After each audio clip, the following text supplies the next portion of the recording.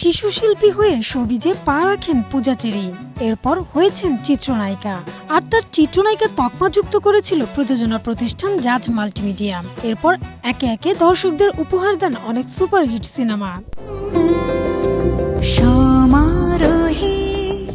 ক্যারিয়ারে পূজা কাজ করেছেন শাকিব খানের সঙ্গেও।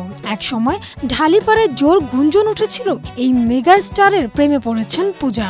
সেই গুঞ্জন এতটাই ছড়িয়ে পড়েছিল যে তাদের দ্বিতীয় সিনেমা মায়া থেকেও সরে দাঁড়ান নায়িকা, এমন কথাও শোনা গিয়েছিল চলচ্চিত্র অঙ্গনে।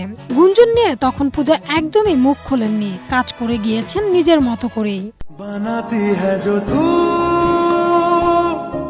সম্প্রতি নায়িকার প্রেমের সম্পর্ক ফের আলোচনায় এসেছে একটি পডকাস্ট শো এর মাধ্যমে।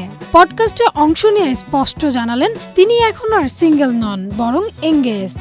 একই সঙ্গে নিজের ভবিষ্যৎ সংসার জীবন নিয়ে আপোষহীন অবস্থানের কথাও জানিয়েছেন এই চিত্রনায়িকা। পডকাস্টে পূজা বলেন, আমি এনগেজড, এই প্রথমবার এটি প্রকাশ্যে বললাম।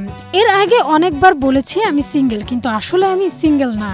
তবে এখনো আনুষ্ঠানিকভাবে আংটি বদলের মতো কিছু হয়নি। সেই সাথে তিনি এটাও জানান তার হবু জীবনসঙ্গী শোবিজ অঙ্গনের কেউ নন। আমি যে পেশায় আছি এই পেশার মানুষকে আমি বিশ্বাস করতে পারি না।